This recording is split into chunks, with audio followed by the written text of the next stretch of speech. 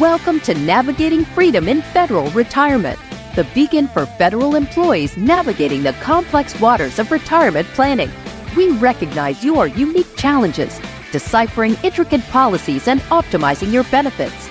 Your host is Jeff Gill, a seasoned financial wealth advisor committed to demystifying this journey for you. Our strength? A team of renowned specialists, policy experts, financial strategists, healthcare consultants, and more. Each episode aims to transform confusion into clarity, offering actionable insights and strategies. Federal employees, it's time to turn apprehension into action. The path to a confident retirement starts here. Let's dive in.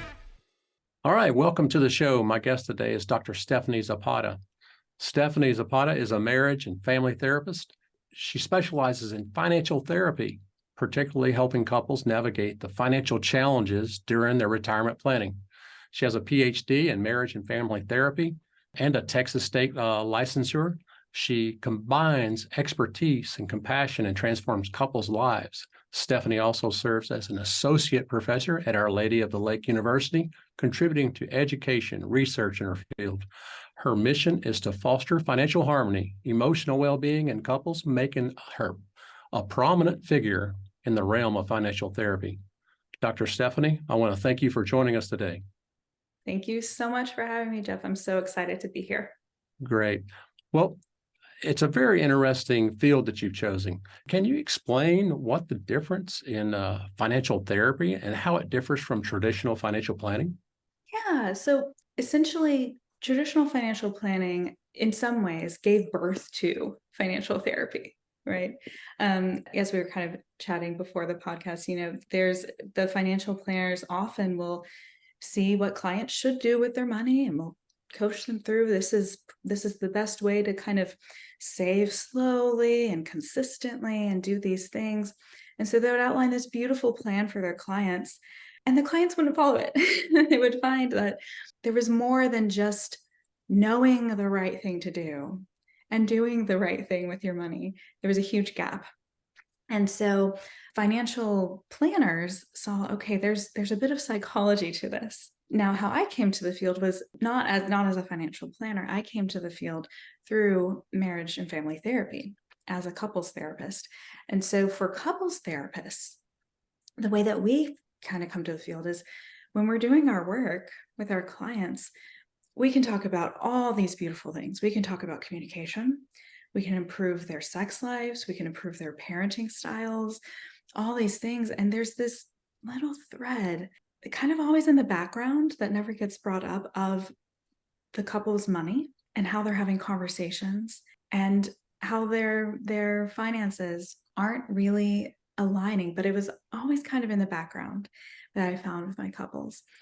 And so that's kind of the distinction for me between financial planning. Traditional financial planning is helping people know the right thing to do, helping them get out of debt, showing them, okay, this is the safest way to grow your money steadily, and guiding them more with the financial principles. Whereas financial therapy is really more aimed at helping people understand their relationship with money, understand how it's impacting their lives, and how it's either aligning with their values and virtues or not aligning. And a lot of times when people are doing this spending thing, this overspending or this using money in a way that they don't feel comfortable with, they don't want to be doing that. They have a really good idea in mind. People are generally smart. People are generally really good and they want to do the right thing, but there's stuff that gets in the way. And so what a financial therapist will do is they help people have those difficult conversations with the people in their lives. Take those risks of saying what you really need to say, and suddenly it opens up all these possibilities. And so that's kind of the distinction between the traditional financial planning and the financial therapy, especially when you're doing relational financial therapy, when you're working with couples, with families, with parents and children. Yeah. Excellent. Well, Dr. Stephanie, what motivated you to specialize in this financial therapy as opposed to traditional financial counseling or therapy in general? Yeah, thank you for that question. it kind of fell upon me, right? So I've been licensed since 2010. That's when I completed my master's degree. So the field of marriage and family therapy is you can get your master's degree and your doctorate, or you can practice with just your master's. So I completed my master's degree in 2010 and continued on to get my doctorate. And the unique thing about this license, I'll speak for Texas. I'm not familiar with all the other states' requirements, but in Texas, at least, we are the only license that has required relational training hours. So we have to get 500 post-grad clinical hours with couples or families, and no other license has that requirement. I'm not saying other licenses can't do it. They can, but we have that specific training requirement. And so I was, made for seeing couples, and that was really my passion. When I completed my dissertation and graduated with my doctorate, and then I got out there and I started working, and it came up time and time again. Couples would come in, their goal would be, we want to communicate better. And it was this just, I don't know, idea floating in to come up in a jab. And someone would say, oh, like, well, you're spending too much, or you're like an insult would be thrown. And I realized that we could discuss their communication styles, we could discuss their parenting styles, we could improve those all day long. But if we don't also include their money beliefs into this, they're never going to be speaking, they're never going to understand each other, right? And so that's when I said, well, gosh, I wish there were a way that I could that I could help couples with this specifically. And I stumbled upon financial therapy, and I just read everything I could. I joined the Financial Therapy Association and, started just really understanding what I could offer there. And my goal is not so much to tell couples what to do with their money. That's not my goal at all. It's very much for them to have the confidence to have these conversations, because it's very difficult to have them. I think because a lot of couples are coming at it from a stance of they don't want to hurt the other person. These are couples who do love each other, right? They don't want to hurt the other person, so they just stay silent. And what they don't realize is that by staying silent about it, you're actually hurting each other more. And so letting them learn how to bring the topic up in a loving way, not in a way that's critical, not in a way that's harsh. And when you do that and you help these couples kind of understand their relationship differently, it's amazing. I ask them all the time, I said, what are you guys going to fight about now that you're not fighting about money? Right. And what are y'all going to do with all this extra time? And they kind of laugh, but it's beautiful to see that just discussing these financial pieces, and then we quickly can move into other emotional aspects of the relationship. And it just unleashes all these beautiful possibilities when you're able to do that. So that's kind of how I came to it. Was I was doing the couples work and just seeing, wow, there's something more here, and I need to go figure out how to help them with this. Excellent. Well, it's greatly needed. I've seen it in my career. People having difficulties coming to the terms. They're not on the same page, like you stated. So in order to be successful in anything, a business, a family, you got to be on the same page. So I'm glad you found this line of work. Yeah. And I think what we often start with is, they have ideas about money. Both of them do have very strong ideas about money, and they often don't align. Totally fine. Yeah. Last time y'all had a hopes and dreams conversation, right? Like when we're planning, because they'll do a budget, right? That is part of there is a pragmatic piece to the financial therapy of, okay, do you guys even know what y'all are spending? No, we don't. Okay, well, do the budget. But before they do the budget, they have to go have a hopes and dreams conversation where they go, I tell them, grab your beverage of choice, if it's tea or wine or whatever, right, and go sit down and talk about what you would love to do in life. And a lot of times these couples haven't had that conversation in years, if ever. And so you have to start with hope, and then that gives energy to do the hard task of the budgeting, right? Right. Well, we talk a lot about retirement on this podcast, and baby boomers are a big part of that. And I really find that they have a lot of special challenges. And with many baby boomers being a part of the sandwich generation, caring for aging parents adult children, and it brings on a unique position or impact. And how does that impact their financial or emotional well-being? I mean, it's a lot of stress, it appears to me. For sure. And it's interesting, as time goes on, the baby boomer generation is, because their parents are passing on, right? Right. They are, a few of my clients who are in that generation are coming to me after their parents have passed on, and they've been caring for them at home sometimes, or even if they are caring for them in a facility, it's taken a lot of emotional toll. And suddenly it's not there anymore. And they have to figure out what they want to do with their retirement. And they've often forgotten what they even want. They don't even know what they want anymore. And that's a whole nother challenge. And it's connected to the financial piece, because they may have saved very well and have this money to spend and don't know what to do with it. Or they may have spent a lot of their money caring for their parents, and now they're kind of in a bind. And then they have to make those decisions for themselves of, how do I preserve the retirement that I have and then still also care for my adult children?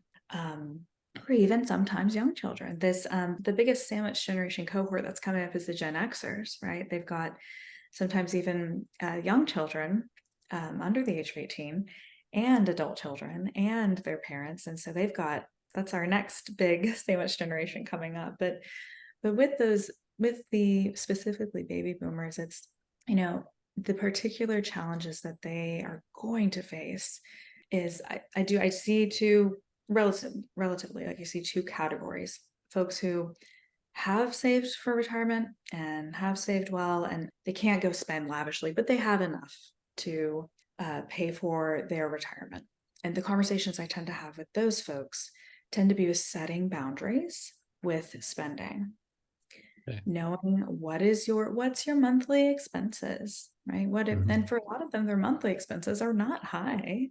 Their house is paid off. They've been driving the same car, it's paid off. They don't have a ton of active debt, but they do have a lot of, how shall I say, relational debt, where they have somehow or another obligated themselves to a family member, sometimes a friend too, and they've created what in financial therapy called financial dependency, where that person is now depending upon their help. And what they find is, maybe when they were working, they could do that just fine. But now that they're dipping into retirement income, or retirement as their income, they find, I don't know if that would be prudent anymore. And having to say no after you've been saying yes for so long is a really uncomfortable conversation. And so that tends to be the work that I do with those families. We come in, we talk about the reality. We use the numbers as our guide. We say, okay, here's the numbers. Here's what your parents can do. Here's what they can't do. How does that impact your budget now? And you see this beautiful generational budgeting, right? Right. Okay, how does this impact your budget and what you thought that they were going to be able to do? But once the conversation's had, there's transparency and clarity. So that's kind of one group. And the other group would be with folks who, just maybe they had medical losses, maybe they had just difficulties, and they were not able to save as much for retirement as they wanted to.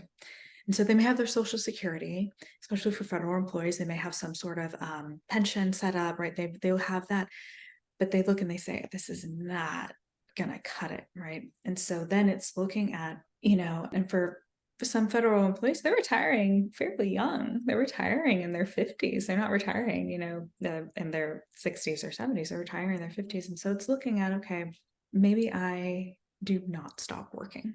Maybe I find a way to still generate some income, because when I'm looking at the transparency is not just in relationships, it's also with yourself. And I'm looking at these numbers to be able to continue to live and to still have some fun, right? I need to keep working. And how can I find a job that will let me grow old while I'm doing it and isn't going to tax my body, isn't going to, injure me, right? Those sort of questions, those sort of conversations. And then with that group, there's also can sometimes be a ton of shame. Because there's this idea that we get sold as Americans of your retirement, you do nothing, you just sit around Right. all day. Like, I don't know, do whatever you ever dreamed to do. And that's kind of a weird idea historically. I mean, like across human history, we have never done this. This is a very new thing. And so we feel a lot of shame about it, but it's a relatively new invention. This idea of having excessive leisure time. I don't know. It's not normal. And so No, it's not. finding a way to kind of work around that shame and dignify the work. Say, yes, I have to work and I'm glad I can. And I'm going to do this work with a full heart. And I'm going to do this work and be really appreciative that I'm able to do it and be really, it's kind of like reframing it from, oh, I'm such a schmuck. I didn't do the Right. right thing. I didn't save well, to, hey, you know what? I made the decisions I made at the time, and they were the best decisions I made at the time. In hindsight, they weren't great. But now I'm making this good decision for me and my family. And so taking pride in that and joy in that. Excellent. So, I mean, we talked about several challenges that the baby boomers have, and I think a lot of it has to do with a person's relationship with money.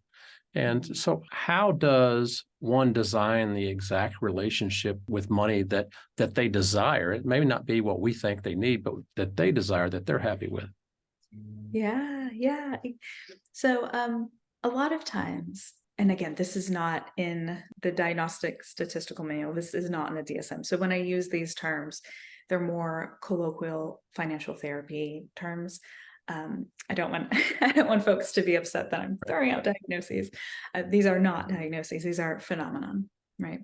But a lot of folks, money is neutral.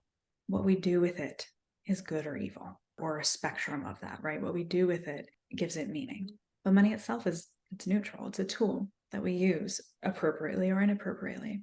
A lot of times in life, people have experienced financial traumas, parental job loss as a young child, you having to go work when you're 12 because the family needs income, experiencing just the inability to find a job, homelessness, very common, right?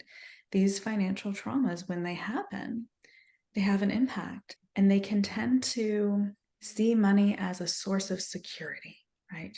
At times, right? And this is one, there can be multiple reactions to these financial traumas. One reaction is money is safety, and I need to get more of it to be safe. Another piece that can be is you only live once. Money is fleeting. If you have it today, you better spend it because it'll be stolen from you tomorrow, right? This, carpe diem, right, kind of mentality. With the money as safety mentality, that can bring about very virtuous things, right? Okay, great. Maybe it leads someone to save prudently. Maybe it leads someone to seek out a career position that's rather secure. The dark side of that is if you're really putting all your security in life and in your heart and in your mind into money, oh man, what's going to happen if you lose your job? What's going to happen if you have a huge medical expense that you have to pay and it wipes out your savings? You're going to have a really hard time with that. If you're hitching your safety in life to financial security, there's some danger in that, right? So how do you temper that? How do you say, yes, I'm going to be prudent and learn how to use money well, but I'm not going to put my entire self-worth, I'm not going to put my entire life's goal. And there's tons of people, I'm sure that you know, who put their entire life's significance in having money, right? It's dangerous mentality. Religious traditions across the ages have said, be careful of that. It's dangerous. This other reaction of you only live once, spend the money, right? That's very dangerous too, right? It can lead to where the good side of that is very generous heart, that you'll see folks who just have this very loving, giving, hey, let's go celebrate you. You deserve this. A very beautiful, generous heart. The dark side of that is it can lead to where you don't quite take care of yourself before you celebrate others or before you celebrate yourself. And so kind of tempering that tendency with, yes, be generous, but be generous in a way that makes sense. Be generous in a way that you are going to be able to be generous your whole life. If generosity is a virtue that you really hold close to your heart, wonderful. I want you to be able to be generous your entire life. And to do that, we need to set up some sort of savings. We need to set up your retirement. Yeah. So you spoke of a couple of ideas that someone can use to implement to try to curb some of those behaviors or tendencies. Can you provide a pragmatic solution where a baby boomer family may overcome their financial stressors? They have a lot of stressors in life. As a baby boomer and retiring, uncertainty. Can you provide any advice there? Very broadly, because every couple, every family is different and, needs different conversations. But I will say very generally, the biggest piece is kind of goes back to that conversation about being really transparent. If you do not know how much you are spending per month, you need that number, and you need it annually. You need an annual snapshot of how much money you need to know, what number every year you need to live.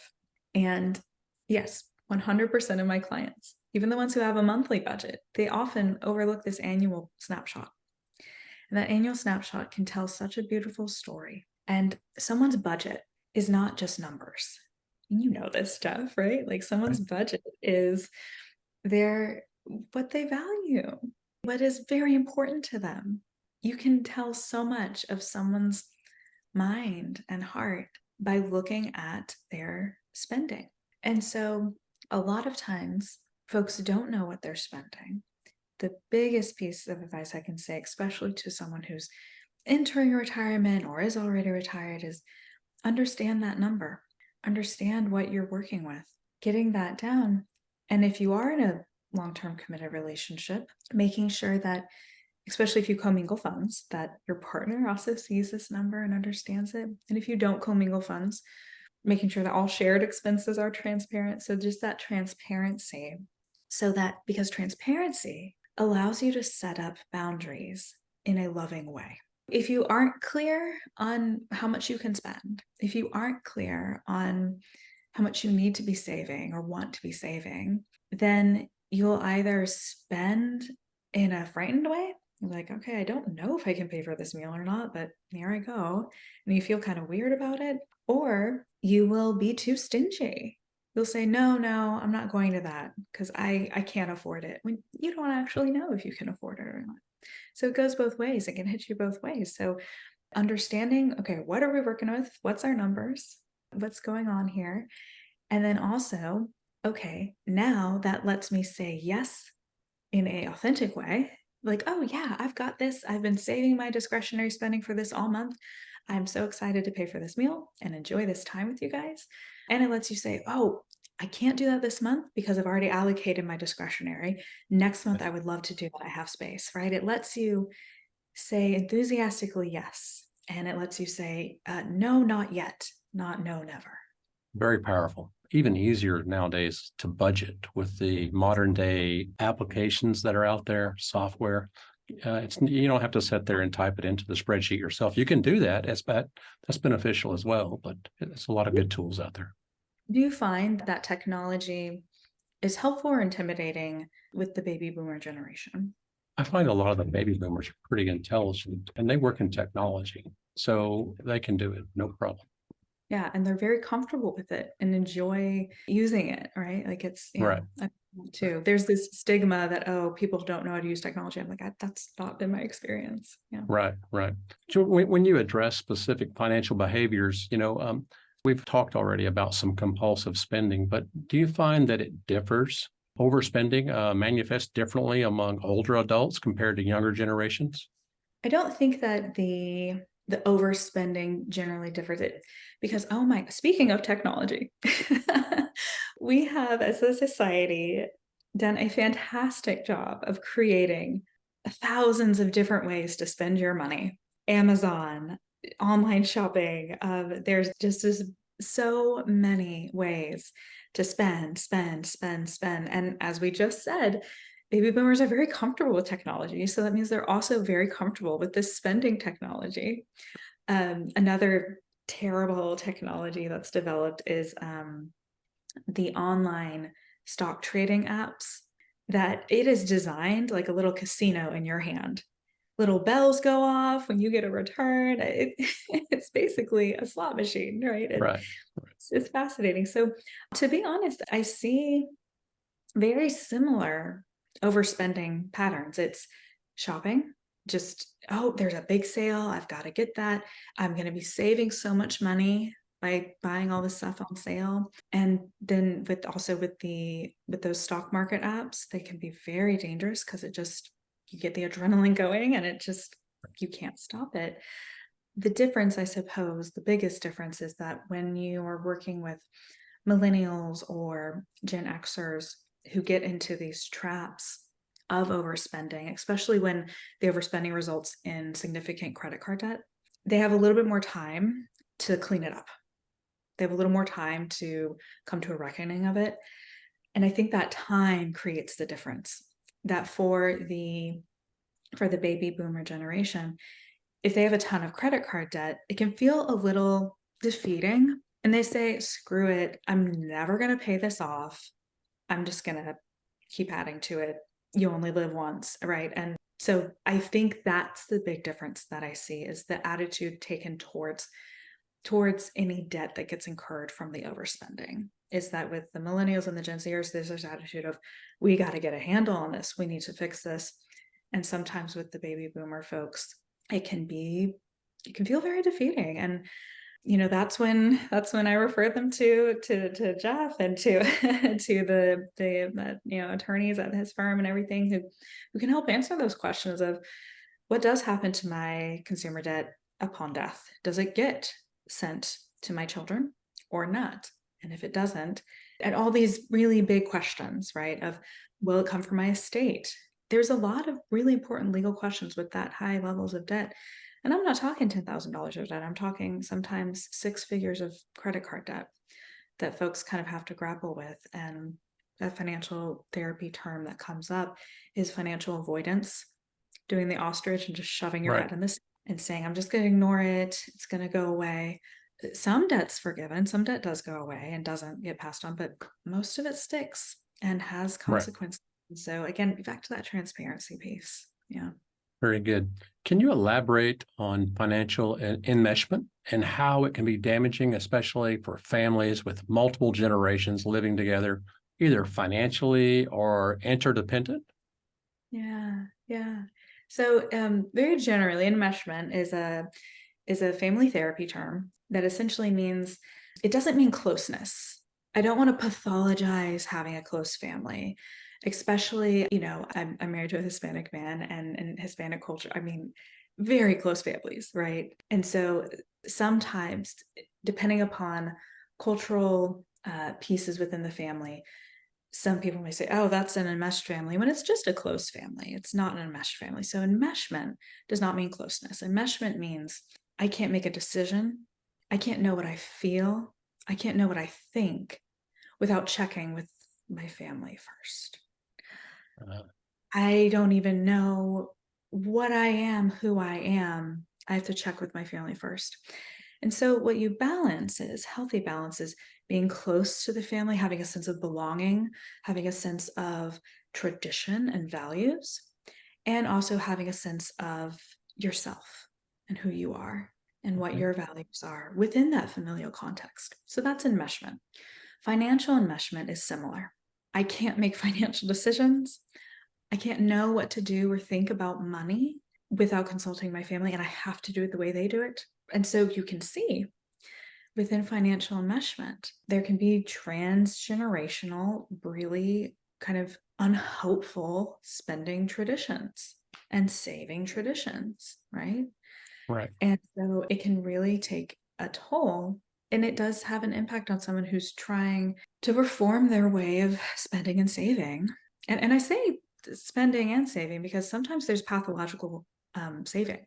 Right. right? We haven't talked about that too much yet, but there is pathological saving to the point to where you just hoard, and you don't invest it because that's risky, or you also don't spend it. And so you don't live, you don't enjoy Right. life. You're not using the tool of money wisely, right? And that's why, like with the budgeting, whenever I talk to my couples, I say, where's your fun money?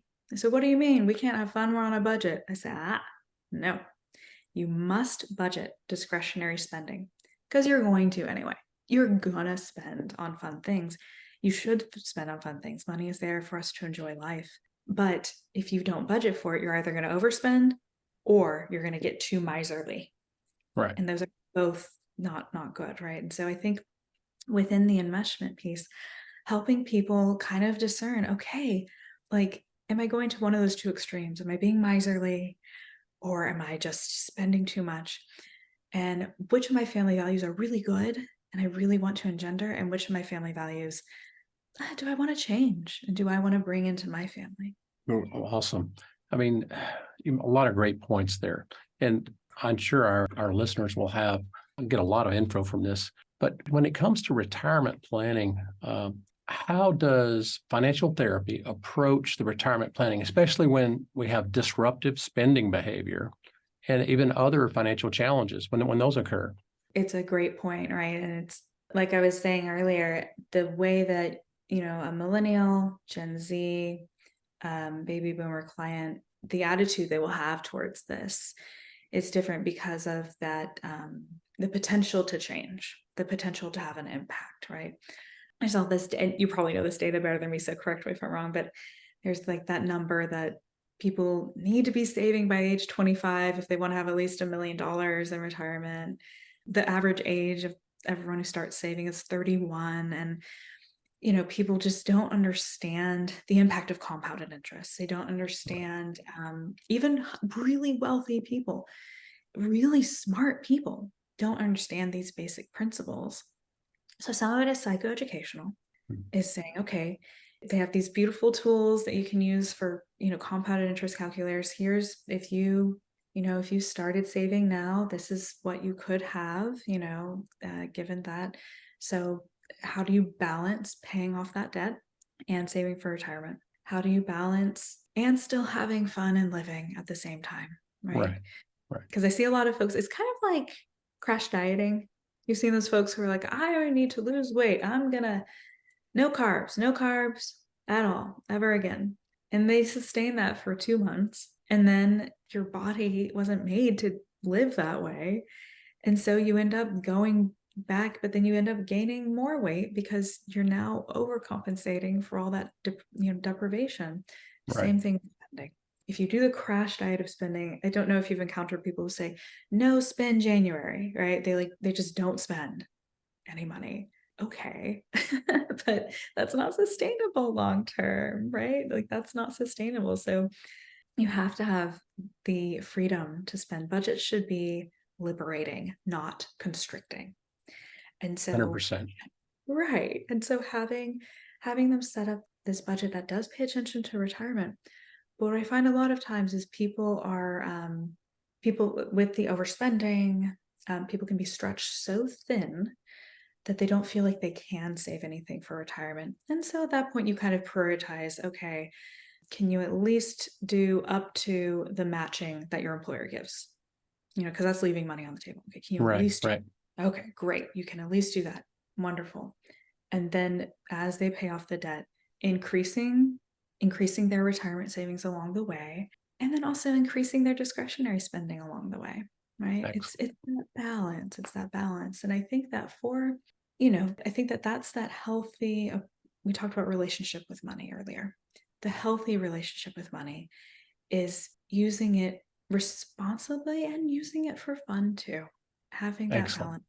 So what advice do you have for couples that maybe have differing views is when it comes to retirement planning? I've had people just get up from the table and walk away and, in the middle of having that conversation.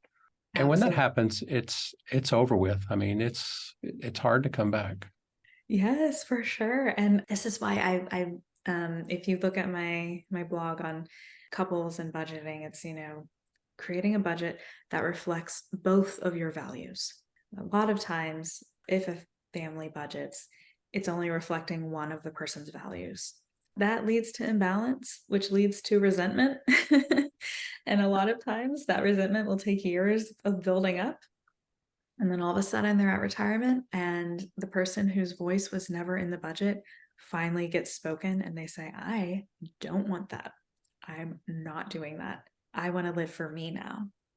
And it can lead to a lot of pain and a lot of strife. And so encouraging folks to have those aspirational conversations throughout their relationship.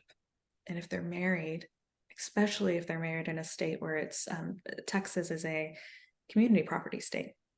Right. You don't have a prenuptial agreement. Guess what? It's all the same money. So it's all y'all's money. It doesn't matter who brought it in. It's the family bringing it in. And so really seeing the money as y'all's estate. And really I know this kind of gets philosophical, but it really goes back to what's our family's mission statement? What does our family stand for? It goes back to what we were saying a little bit earlier about, if you hitch your wagon of security to just having money, that's really dangerous, right? If you just hitch your family's mission statement, purpose to being financially secure, okay, but what are you doing with the financial security? What are you doing with it? Right. What would people be able to look at your family and say, that's what they stand for? That's what's meaningful in their life. How would they see that reflected? And so it does really go back to processing your belief systems. And that this can be spiritual belief systems. This can be philosophical belief systems. I have clients from, atheists to devout Muslims, Hasidic Jews, Christians. Your belief system has to be reflected in your saving and in your retirement and how you live your life. And I think that a lot of times families don't slow down because we're so busy. Right. We're so busy just trying to survive that we don't slow down. We just kind of check into Netflix and check out because we're exhausted. Turn off the Netflix, turn to each other and have that conversation about, honey, what is the meaning of life? Why are we on this planet? Have those conversations. And from there, that's when it leads to, what do we want retirement to look like? What we want retirement to look like has to be rooted in, what do we believe our purpose is here on Earth? And if it's not rooted in that, it becomes very superficial and weird and surface. And so linking those two is really important. And a lot of times that's where you can find compromise. So, okay, you want to travel the world and go on cruises and do that in your retirement. You want to buy a beach house and live on the shore and stay in one place. Okay, tell me, how do both of those connect to why you think we were on Earth? Okay, this person wants to travel because they believe that seeing other cultures and experiencing other people is one of the best parts of humanity. And this person wants to live at the beach because they want to build community. I see a similar thread there. Both of those value community. Okay. Right. How can we compromise there? So I think that's where the conversation about differing values can be. Eventually, you can find a thread of concurrence, and that's where you generate the hopes and dreams from. Okay. Very good. Well, when you have specific therapeutic areas such as, let's say, financial infidelity among couples nearing retirement, how do you approach that? And it's complex.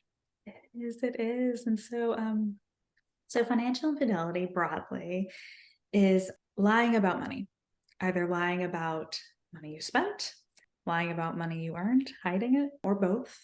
And there can be lots of different reasons for this financial infidelity, for this lying about money. Some of it can be fear. Oh, I don't want to tell them that I spent this much, but I know it's coming up on the credit card. I know they're going to see it. Oh, they're going to yell at me. I'm so scared. Some of it can be, I don't want to tell them that I got this bonus because they're going to want it from me and we need to save this money. So I'm not going to tell them. The error at the heart of both of those mentalities is not the error. Sorry, I misspoke. the disruptive piece at both of those mentalities is I can't be transparent with my partner. I can't be transparent with them. If I'm transparent with them, it's going to mean something bad. And so at the heart of that, before we even address the financial fidelity, we need to talk about creating a space. And that sometimes is what my office is. It's a space where they can safely talk about money. But I don't want them to have to come to me every time they have to talk about money. Right. That's a waste of their time. I want them to find a way to be able to safely talk about this money stuff at home with each other. And it's tough. It's tough. Admitting Right. that you did something wrong is hard, but it's also liberating because then it increases a term called financial intimacy. Okay. Being able to share, and to be able to trust your partner with money and financial decisions. And it can be scary because people commit financial infidelity because they've been hurt by their partner before. They overspend, and instead of their partner saying, whoa, hey, like, can we return some of these things if it's maybe a little over budget?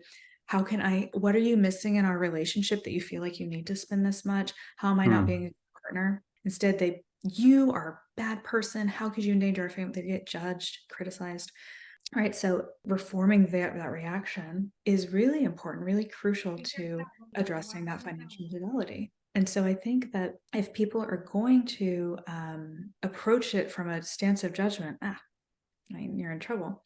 But if you approach it from a stance of love and understanding, then that creates that trust. Then that creates that financial intimacy. And really, very pragmatically, you guys are going to have the ability to build wealth together if you're coming from that stance. Excellent. What are some signs? You mentioned hoarding earlier. What are some signs of financial hoarding, and how can they impact a person's retirement security? Yeah, great. So hoarding generally is, y'all might have seen those TV shows like The Hoarders, where they have like boxes and boxes of things stacked up in their home. Well, imagine that, but with money. They just have tons and tons of money saved up, and they're scared to spend a cent of it. They're scared to invest a cent of it. They just accumulate it in their bank accounts, which these days, y'all, accumulating money in your bank account is the equivalent of stuffing it in your mattress, right? It's just inflation and all that stuff is just going to eat away at the value of it. So it's hard because it's kind of a freeze response, the fear response of, fight, flight, or freeze. It's the freeze response. I'm just going to hold on to all of it because I'm scared, right? It's a fear-based. The way that can impact your retirement long-term is, in order to have the money grow, you do have to invest it. And that's when I pass it off to you, Jeff. That's when I say, so go talk to Jeff about how to do that, how to invest well. Right. And I don't encounter that as much. I don't encounter the financial hoarding as much in that sense where they're just saving a ton. Where I encounter financial hoarding tendencies in my practice is more when people will not spend anything, again, out of fear, because they don't know their number. They don't know what their discretionary spending number is. Right. And so a great way to help those folks. It's really cool to see. Okay, they figure out together what their what their discretionary budget is each month. And let's say it's $500 a person. Okay, great. Oh, another key, discretionary spending needs to be equal. Each person needs to get the same amount. Otherwise, that breeds a lot of resentment. So regardless of who brings in more money, it's the same discretionary amount. So let's say it's $500. The person who's been a little bit financially hoarding is liberated to spend money safely. Right. And they come in, I bought a pair of shoes. How was that? And I knew I could buy it. It's really amazing. It's really beautiful. It's this, it sounds kind of silly because for some people they say, they have the opposite problem. They spend too much. But for these folks, they really have trouble spending because they don't know if they can do so safely. And so when you give them a way where they can spend the money safely, they start to kind of just enjoy life so much more. Give them the tools to say yes. Yes, enthusiastic consent to spend. Right. Yeah. So with financial communication, money is often taboo subject in many families. How can families change the way that they feel and communicate about money? Yeah, you're bringing up for me. If something is not done with love, then to hell with it.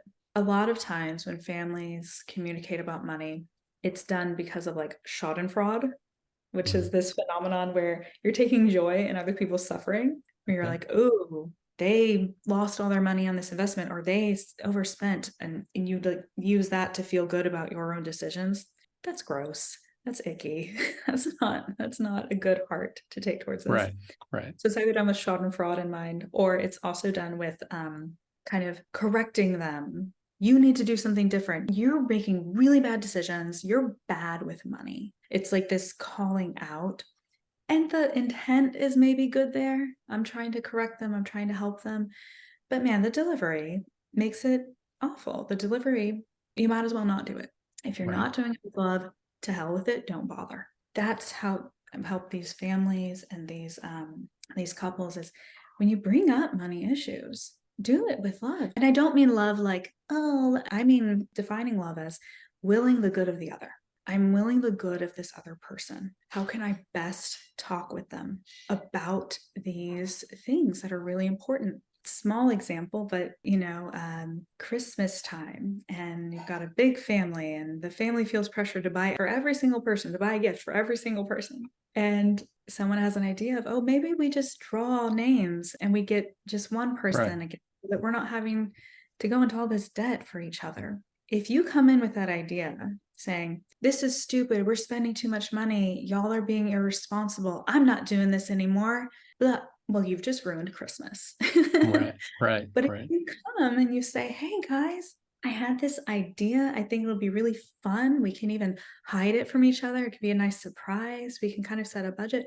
What do y'all think? Then it lets people say, oh man, I really like that idea, because maybe they had the same idea, but they were scared to say it, right? Right. So really helping people change their delivery. Because if your delivery of a good message is bad, you've made the message bad. But if your delivery of a good message is loving, all of a sudden you've elevated it and you've made it a conversation and something where you're respecting the other person. And so that's that shift. That's how you break the taboo, because we haven't been taught how to have those loving conversations around finances. Right. No, you're exactly right. So when you design, Dr. Stephanie, a treatment plan or a therapy plan for a client, how do you customize the financial therapy plans for each individual or couples? I mean, how do you do that? How do you come up with that? Yeah. So I tell folks that I have a two-prong approach. One side is kind of like more pragmatic side, and then my other side is the psychological, spiritual, emotional part. And so this pragmatic side is I have everyone at least attempt. If they can't, some folks just don't like it, can't do it. But I have folks at least attempt doing that annual budget. All right, okay, do an annual budget. Because even my folks who budget monthly, there's something different about seeing it all for the whole year and seeing, oh, and it's interesting too, because a lot of my couples generally there's a person who really likes tracking money and a person who hates tracking money. And somehow they always marry each other. They always Right. tend to Right. get together. And so for the person who doesn't like tracking money, who isn't micromanaging that stuff, they love the annual snapshot. It just something clicks. They say, okay, now I get it. Now I get what you've been saying. I see it here. And so that's that. I kind of have every couple do that. Let's get an annual snapshot. And then also let's set up a discretionary spending. Even if you can't do the annual snapshot, I understand it's a lot of data, it takes time. Setting up a discretionary spending point. Generally, I recommend folks calculate 5% post-tax income, 7.5% post-tax income, or 10% post-tax income. And that's per person per month. Okay. So that you'd be spending 10%, 15%, or 20% of your post-tax, don't be cheating, it's post-tax Right. income on discretionary spending. Why do I not recommend going below 5%? Because honestly, if you go below 5%, you're going to be very unhappy and you're not going to do well, especially for couples who are trying to rein in spending. You're asking someone to go from unlimited spending or seemingly unlimited spending down to $500 a month. That's challenging. If you make that I tell them it should feel restrictive and boundaried, but not constricting where they can't breathe. And that's what I want them to set up. And to set up a method to track it. They can use an app to track it. Some folks love doing the apps. Other folks say, I don't want to track it. Let's just put it on a debit card, and that debit card will be my discretionary spending. And when it's done, it's done. So Okay. let folks choose how they want to do it. So that's the pragmatic steps that I do for every couple. The other side, that psychological, spiritual, emotional piece, is when we talk about how these money views are impacting the rest of their relationship, how it's impacting their parenting, how it's impacting their sex life, how it's impacting their friendship. Oh, their friendship, right? Like Right. a lot of times they don't even see each other as friends anymore. Right? And like having just these beautiful conversations of as they start to change the way that they do money in their household, how is it impacting their relationship in general? And really being able to get closer in ways that they never could because the finances were keeping them from getting close. Excellent. You mentioned a moment ago about some people may decide not to retire. They may continue to work until the end. And some people may consider that workaholism. So, I mean, I consider it, if it's an occupation, it's an occupation. It occupies your time, you're passionate about it, but it can also be dangerous as well. But have you encountered situations where workaholism has impacted a person's retirement plans? For sure. For sure. So one of the themes that comes up, and in particular with my I won't say retired because they're not done working, but my retirement age couples, is we have the money budget. Right. We also have the time budget. And so where do those intersect? Especially for folks who need to keep working, those two categories of retirees we talked about who continue working. There's those who continue working because they just love what they do and they don't want to get bored. And, and maybe they even want to build some wealth to leave to their children, right? So there's that category. And there's that category who has to work. So like, I literally have to keep working. So both of these categories can tend towards this workaholism. Both of these categories can do that. And so looking at that time budget can be a helpful guide of how to not fall into that workaholic tendency. Just like you have to have a discretionary spending allocated for your financial budget, Right. you must set up discretionary time. Okay. If you're working, especially in the gig economy, oh my gosh, Jeff, people could work 24/7 if they wanted to, with Uber, with 24-hour establishments such as Walmart. I mean, you have the capacity to work whenever you want to, and it's dangerous. It's tempting, especially gosh, like if you feel that need to make more money quickly, right? Making sure to set aside discretionary time. Let's say that someone still has to work 40 hours a week. Wonderful. That's okay. There's no shame in it. What are you doing in that off time? Because it's not just the time as an objective hour or minutes. It's also the quality of the time. Are you just zoning out? You're so stressed. Are you just zoning out and watching Netflix? Or are you using that couple hours before you go to bed to hang out with your friends, to, have great conversations with your spouse, using that time so it's quality time? You're going to have all the time in the world. And if you're not using the time in a quality way, then what are you doing? Yeah, it goes back to what's your family mission statement? What do we stand for? What's important to us? If you look at someone's financial budget, you can see what's important to them. And if you look at someone's time budget, you can see what's important to them. And so making sure, and I'm not saying every single minute of the day has to be spent gazing into your beloved's eyes, holding hands and talking about the meaning of life. I am not saying that at all. But I am saying if you're going to watch a Netflix show, choose a show together, snuggle while you're watching it. Discuss it afterwards. Be like, what did you think was the moral of that story? Right? Make things meaningful. Don't use it as escapes, right? And that goes back to that second point about workaholism. Is the work something that is, especially for that category where they don't have to work, but they're choosing to work, is that work filling you with joy and meaning and purpose? Or are you doing it to escape something that you talk about, right? So it's kind of discerning all those factors. It's a big subject. Mm-hmm. Mm-hmm. So I work with a lot of families. It could be partially due to workaholism as well, but they're blended families. Mm-hmm. And how do you define blended family? What do you mean? Blended families may be, they have been divorced. Maybe both parties have been divorced, and they're entering retirement. They have children from previous divorces, and maybe even children together, and they have different views on finances. So it's always a touchy subject But have you had this circumstance where you've had to help clients work through these difficult conversations?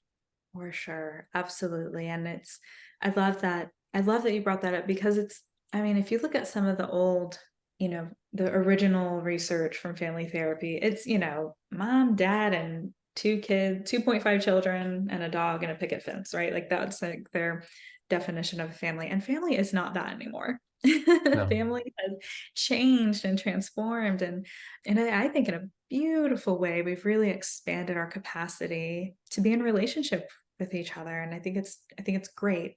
And it does present these challenges, these unique historic circumstances of, okay, well, if let's say it's a blended family scenario where one partner in the relationship has 3 children from a previous marriage and they remarried and they have one child with their current partner. It's natural and human for that one partner to want their inheritance to be favored towards their child because they say, well, I've brought assets into this marriage or I have grown this marriage and I don't want to leave money equally to all the children. That's human and makes sense. And I don't blame that second partner for having those ideas, right? But then the partner who has 4 children might say, no, I want them to have, equal share.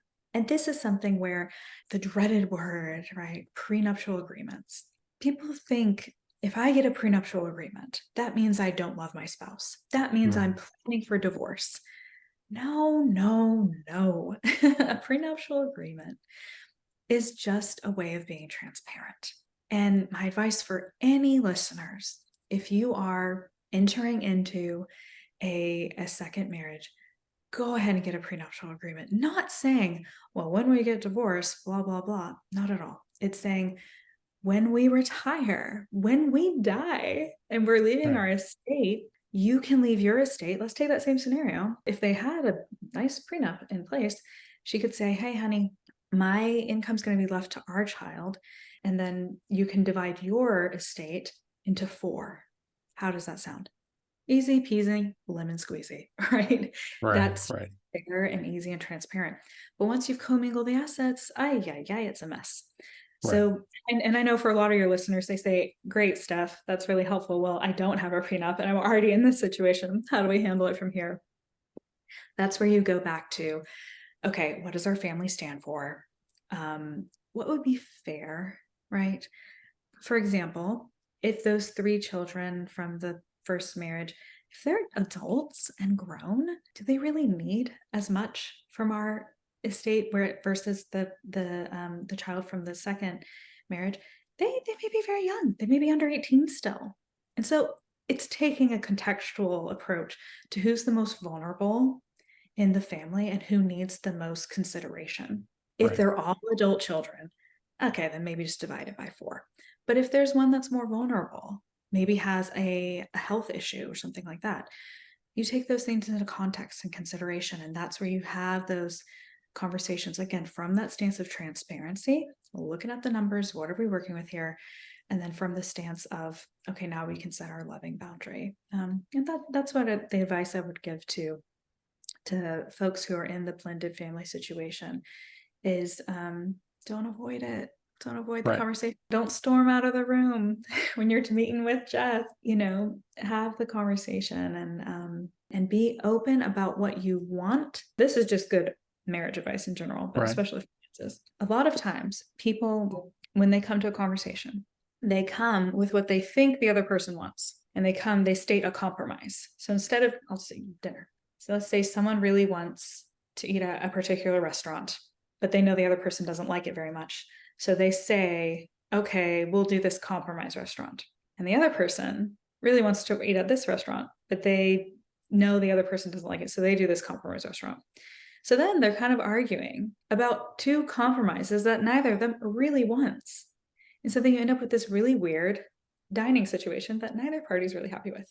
Silly example, but a true one. Now apply that same thing to finances.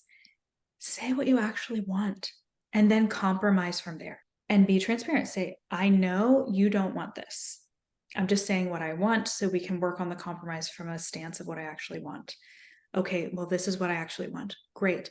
What's our family mission statement. What's our values and virtues? Why do we think we exist here on this earth? What's important and purposeful in life? How can we create together something that makes sense and is fair? Whereas if you start with the compromise or what you think the compromise is, you've probably gotten the compromise wrong. And you also then will get this weird hybrid that neither of you are happy with. So start from saying what you actually want, not what you think the other person wants you to say. Excellent.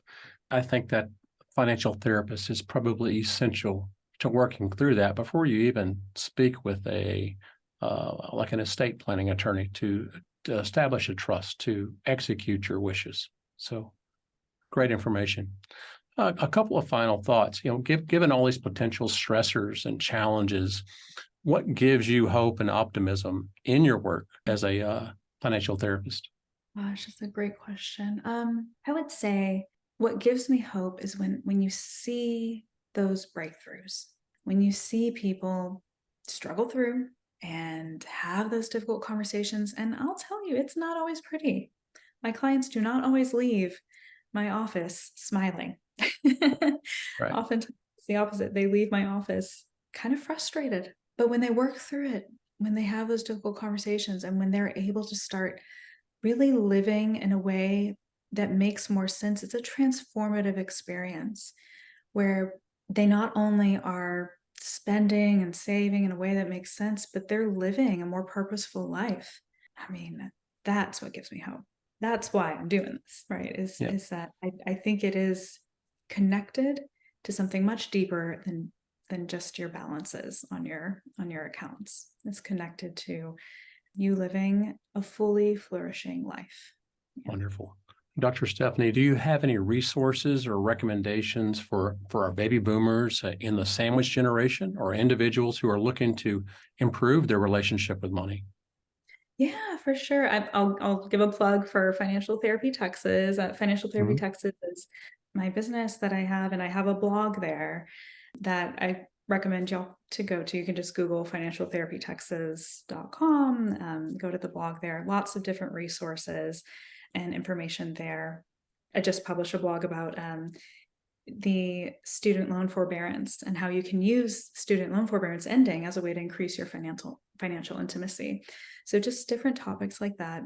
Another tool that I really recommend to folks who are just getting started and are kind of, maybe confused is, I don't agree with all his products, but Dave Ramsey just has some really wonderful products out there to kind of help with that clarity and help with, seeing your financial situation for what it is, and then helps you to make decisions from there. Again, there are some products that, I'm like, that's, there's some advice that I'm like, Dave, come on, he forgot to get the fun memo. But right. Generally, I really do think that those are great places to start. I also, for folks who are just looking for a great spending tracking app, I use Mint. There's also one that's interesting. It's for couples. It's called Honeydew, but Dew is spelled D-U-E, not D-O. So it's Honeydew. Okay. And it's a neat way for couples, especially couples that want to keep finances separate, but they want to track the conjoint spending. That's a really neat app for people to check out. Excellent. Well, it's been very interesting having you on today. I've really enjoyed speaking to you, Dr. Stephanie Zepeda, today, and I want to thank you for being here. And you have been listening to Navigating Freedom in Federal Retirement, and we'll see you again next week for our next episode. Thank you. This concludes another episode of Navigating Freedom in Federal Retirement podcast. As federal employees, your retirement journey is unique, and we're here to guide you every step of the way. With host Jeff Gill and our lineup of experts, we aim to bring clarity to your path ahead. If you found value in today's conversation, please share it with a fellow federal employee. Remember to subscribe for continued insights. Until next time, here's to your informed and bright retirement future.